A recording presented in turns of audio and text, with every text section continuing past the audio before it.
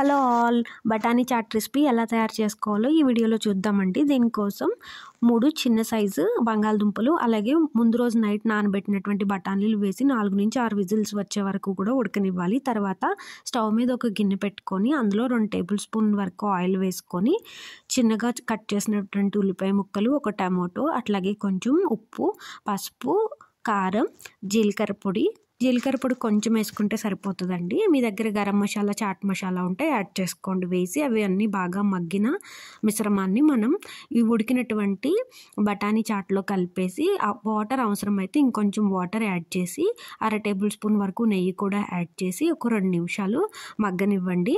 అంతే అండి, బండి మీద స్టైల్లో ఇంటిల్లపాది కడుపు నిండా తినేటువంటి చాట్ రెసిపీ అయితే రెడీ అయిపోయింది.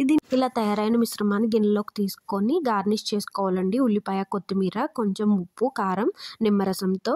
ఈ రెసిపీ నచ్చినట్లయితే లైక్ అండ్ షేర్ చేయండి. Please subscribe.